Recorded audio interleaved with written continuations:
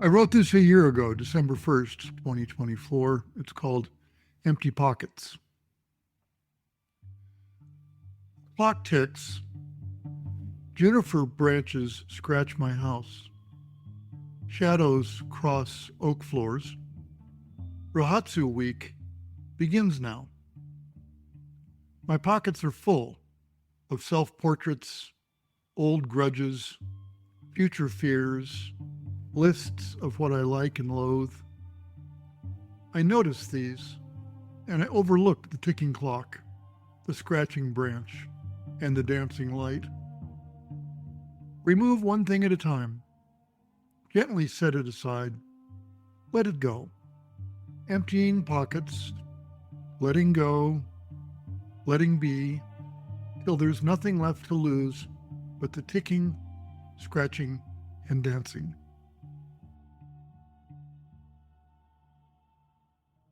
Hi, I'm Jim. And I'm Geoff. Geoff, thank you for opening today with that poem. You've been writing for years, but you don't usually bring your own work into the room with us. Yeah, it's true. It still feels a little tender when I do it. But poetry has always been my way of simply paying attention, of slowing down enough to see what's actually going on right in front of me. And that's really the heartbeat of today's episode. Many of us were taught to treat poems like puzzles, to decode them, interrogate them, and pin them down. Exactly. And that's why I'm so grateful we get to spend time with someone who gently turns us back toward the pleasure and the intimacy of poetry, the sheer joy of stepping inside a poem rather than holding it at arm's length.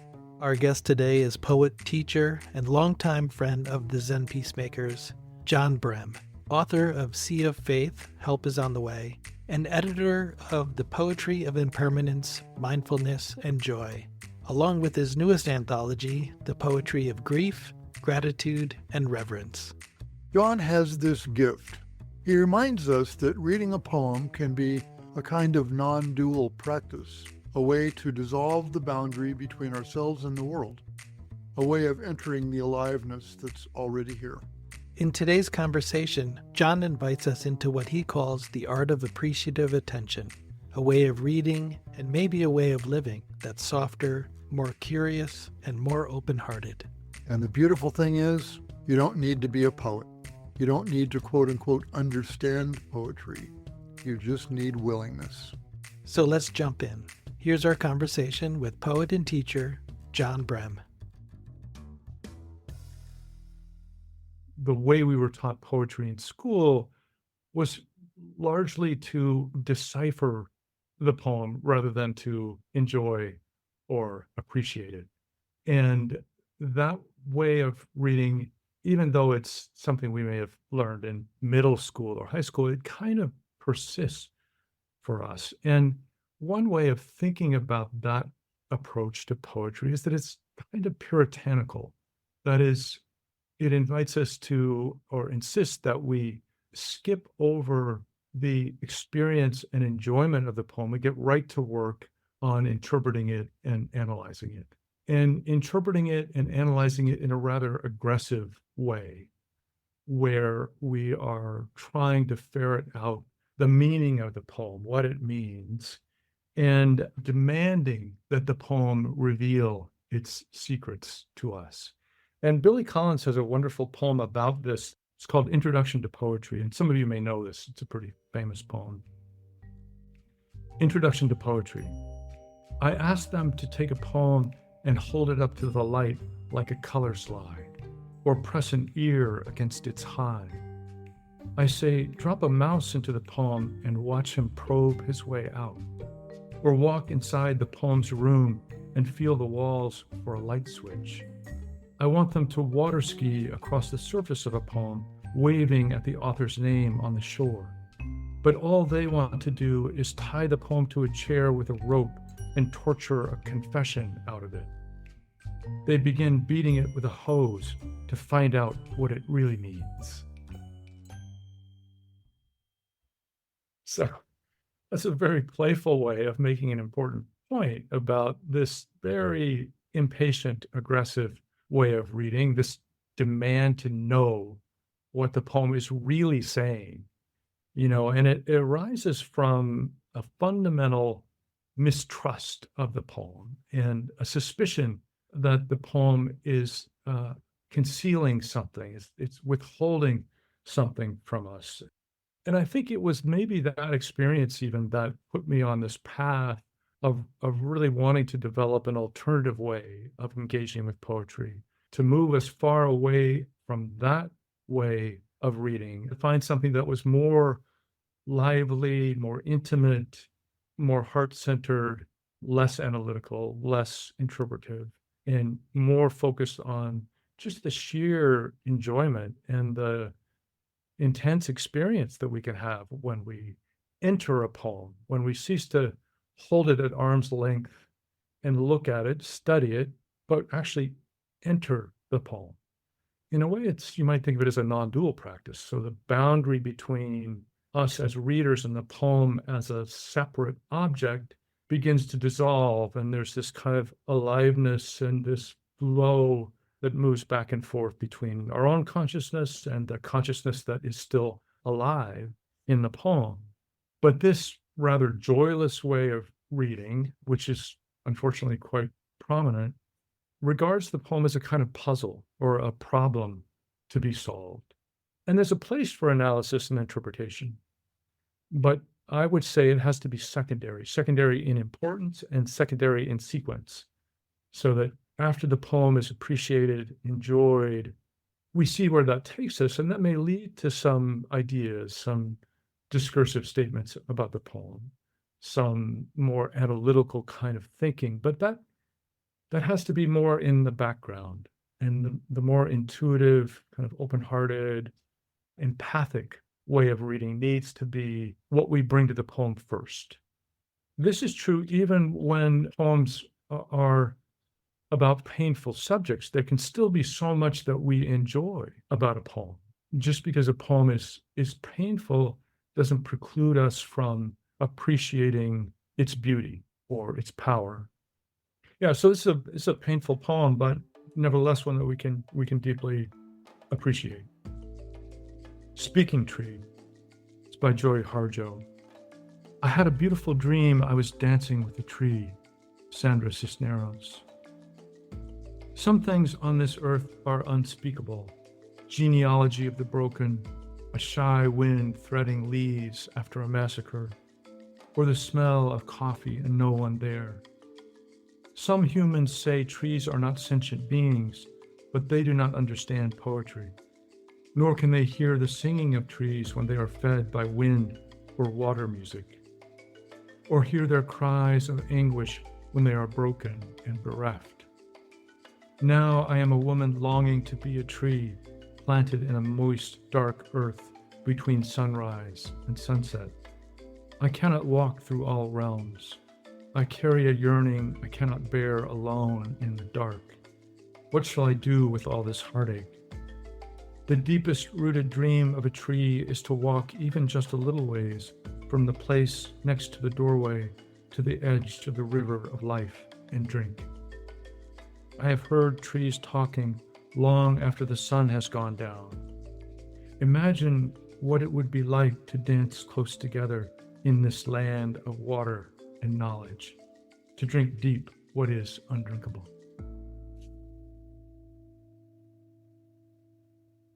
I love the way it starts with this really powerful statement: some things on this earth are unspeakable. Some things on this earth are unspeakable, are just too painful to speak of. And yet, then she goes on to speak of them, or at least to list them. Genealogy of the broken, a shy wind threading leaves after a massacre, or the smell of coffee and no one there. And I love the kind of strangeness of that list. Genealogy of the broken, a shy wind threading leaves after a massacre. I mean, that's such an incredible line, right? A shy wind threading leaves, this gentle wind, threading leaves, not ruffling the leaves, but threading them after a massacre. It just seems extraordinary to me to be able to say that, to bring those things together. And the word threading was resonating for me this morning. Like threading, like sewing back together or stitching or somehow trying to bring return to wholeness, this scene of terror and death. And then right after that, this just ordinary or the smell of coffee and no one there. I just admire the kind of oddness of those things being brought together, those three lines. And then the kind of leaps between the stanzas to go from that to some humans say trees are not sentient beings, but they do not understand poetry. Again, just a kind of stunning statement. And there's a bit of a leap between the first and the second stanzas. She doesn't really show us how those things are connected. And I love this idea that an understanding of poetry is a whole way of seeing the world as sentient, alive, awake, and aware. And if you don't understand poetry, you might be tempted to think otherwise, that trees are not sentient beings. Nor can they hear the singing of trees when they are fed by wind or water music, or hear their cries of anguish when they are broken and bereft. And I love what she's saying in those lines, but I love the music of the lines. Or hear their cries of anguish when they are broken and bereft. That we have cut ourselves off from being sensitive to the cries of the earth. The vulnerability that Harjo brings. Now I am a woman longing to be a tree planted in a moist dark earth between sunrise and sunset. I cannot walk through all realms. I carry a yearning I cannot bear alone in the dark.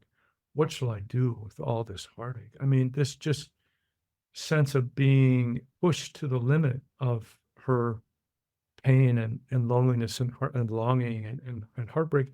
And then just saying that so straightforwardly in the poem, I just admire that greatly. What shall I do with all this heartache? You know, and it's not so much the longing that she can't bear; it's the loneliness, like having no one to hold the pain with her, no one to carry it with her. But in writing the poem, she invites us to carry that pain with her, and if we read it with an open heart, we do carry that pain, and the poem helps us carry our own. I want to share with you now the first few paragraphs of an essay that's going to be in a new anthology that I've just finished editing called The Poetry of Grief, Gratitude, and Reverence. And this essay, The Art of Appreciative Attention, will appear in that book. And I just thought I would share a few paragraphs with you from this. So much of our growth on the spiritual path comes not from gaining new knowledge, but from remembering what we've always known but have forgotten. Not from learning, but unlearning, clearing away the obscurations, the false beliefs, and unexamined assumptions that keep us from accessing our innate wisdom and living from our true nature. The poet Charles Wright puts it succinctly, for knowledge add, or wisdom take away. The same is true for poetry. Our first step is to let go of our preconceptions about what a poem is and how we should approach it. The idea, for example, that poems are little more than verbal mechanisms, sometimes frustratingly elusive ones, for delivering meaning. Once we let go of that conception of the poem, we can also relinquish what Elizabeth Bishop called the immodest demand for complete comprehension. And there's that need to know, that demand to know for certainty. But I love the way she says it, the immodest demand for complete comprehension. The best poems retain a mystery at their core that we will never fully understand, an experience ultimately beyond the grasp of the grasping mind. The poem that can be explained is not the true poem. When I was in graduate school, deconstruction was in vogue, and literature professors and PhD students would often speak of interrogating a poem, seemingly unaware of or unbothered by the association of interrogation with torture. It was not enough to study or appreciate a poem. You had to interrogate it to prove that you were a tough-minded literary critic, and more importantly, to show that you held the poem in your power, regarded it with suspicion, and could make it say what you wanted it to say by violence if necessary. This way of reading, which still persists in academic settings, is antithetical to the appreciative mode. It is fundamentally aggressive and arises from our desire to control the messy, unpredictable flow of life, to impose fixity on flux. The practice of appreciative attention can relax the grasping mind and our anxious need to know. And this practice is refreshingly uncomplicated. I mean, there really couldn't be anything simpler than what I'm proposing. We simply attend to and savor what we find most pleasing or compelling or resonant in the poem, what feels most alive, what feels most lit up. It might be a line or a stanza, an image, a metaphor, a gesture, a surprising turn or stunning connection, a lucid, inescapable rhythm, an upsurge of emotion, profound insight, a compelling tone of voice, perhaps a single perfectly chosen, unexpectedly splendid word, or perhaps the whole arc of the poem, the journey it takes us on. Whatever it is that calls to us, the practice is to savor it, to linger, to let your appreciation deepen and expand and take you where it will. Reading poems in this way can help us slow down and stay present with what's right in front of us on the page and in our lives.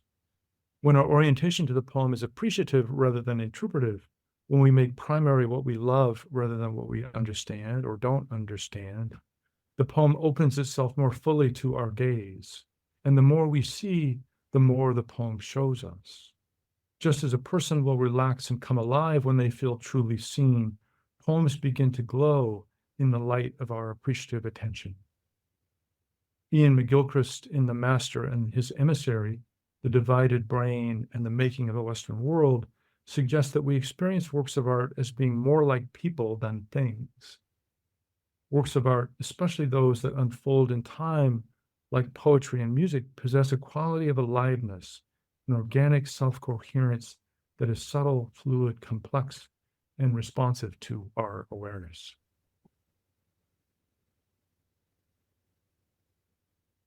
So this way of reading, I think, helps us stay connected to and at ease with not knowing. It also helps us to stay in a mode of kind of loving awareness.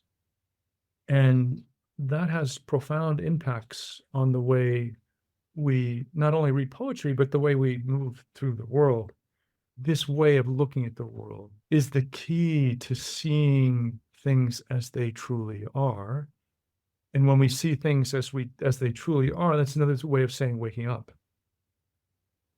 That's awakening, to see things as they truly are. And so reading poems, seeing them in this way can help us retrain our minds from this obsessive, self-centered commentary about everything to a more relaxed, appreciative way of engaging with present moment experience. I'd like to share with you the Elizabeth Bishop poem, A Cold Spring. As you're hearing it, I would just invite you to relax and not worry about any kind of coming up with a global sense of like what the poem is or is about or, what it means. And just pay attention to those local moments, those words or lines or images or rhythms or sounds that feel especially alive, that resonate with you, that you like, just like go towards what you like in the poem without thinking too much about it. A Cold Spring, for Jane Dewey, Maryland. Nothing is so beautiful as spring. A cold spring, the violet was flawed on the lawn. For 2 weeks or more, the trees hesitated. The little leaves waited, carefully indicating their characteristics. Finally, a grave green dust settled over your big and aimless hills. One day, in a chill white blast of sunshine, on the side of one, a calf was born. The mother stopped lowing and took a long time eating the afterbirth, a wretched flag.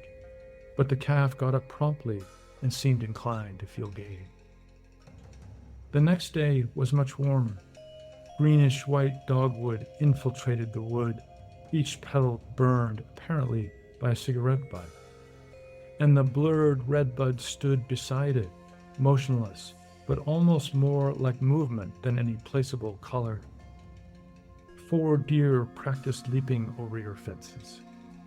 The infant oak leaves swung through the sober oak. Song sparrows were wound up for the summer, and in the maple the complimentary cardinal cracked a whip, and the sleeper awoke, stretching miles of green limbs from the south. In his cap the lilacs whitened, then one day they fell like snow. Now in the evening a new moon comes. The hills grow softer. Tufts of long grass show where each cowflop lies. The bullfrogs are sounding, slack strings plucked by heavy thumbs. Beneath the light, against your white front door, the smallest moths, like Chinese fans, flatten themselves, silver and silver gilt, over pale yellow, orange, or gray. Now from the thick grass, the fireflies begin to rise. Up, then down, then up again, lit on the ascending flight, drifting simultaneously to the same height, exactly like the bubbles in champagne. Later on, they rise much higher, and your shadowy pastures will be able to offer these particular glowing tributes every evening now throughout the summer.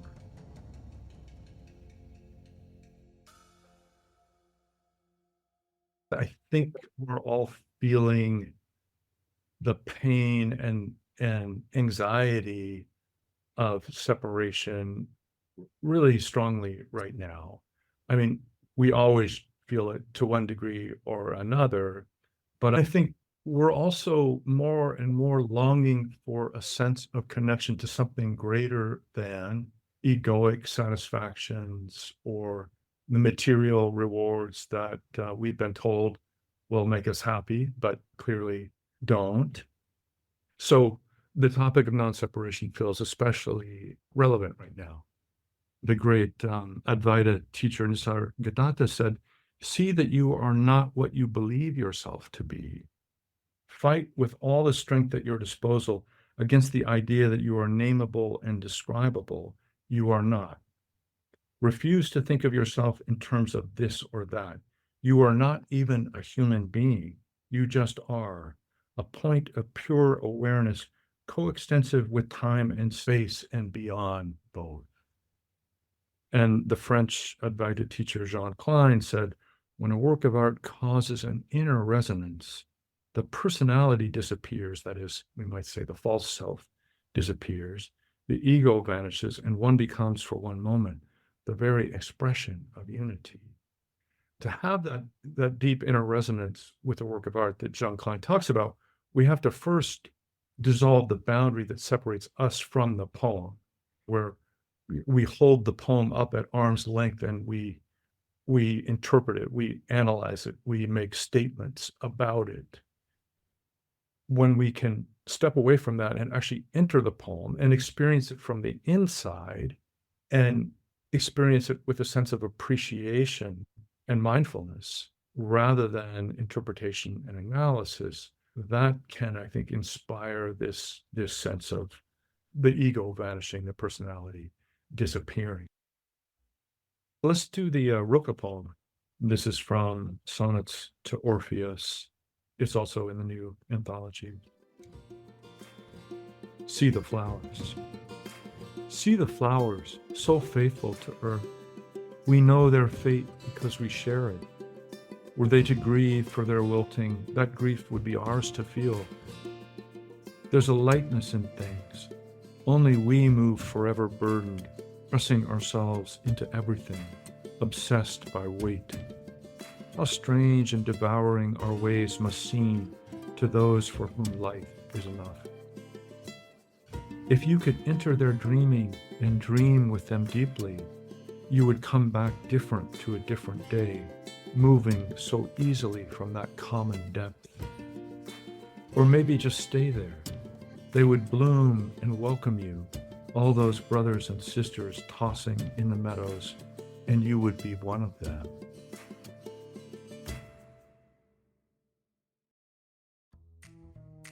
I love how John keeps bringing us back to something so simple like, notice what you love, and let that be enough. Yes, and that simplicity isn't small. It's transformative. Poetry becomes a doorway to connection. to the world, to each other, and to the parts of ourselves we sometimes forget to listen to. And that's what we hope this podcast can offer. Reminders that contemplative social action starts right where we are, in our hometowns, in the small acts of attention and care we can practice every day. If today's episode moved you, we'd love for you to support this work. You can subscribe to the Peacemakers Podcast. You can become a member of Zen Peacemakers. Your support helps us continue offering teachings, retreats, and taking action stories from around the world. You can learn more at www.zenpeacemakers.org. And don't forget, our Taking Action page is full of ways for you to get involved locally, to volunteer, and to engage with your community. Thanks for listening, for practicing with us, and being part of this circle. We'll be back in 2 weeks with our next episode. We hope you'll join us. The Peacemakers Podcast is a production of Zen Peacemakers, an international organization whose mission is to realize our oneness and relieve suffering through contemplative social action. You can find the full video recording of this podcast and more at www.zenpeacemakers.org and go to our media library.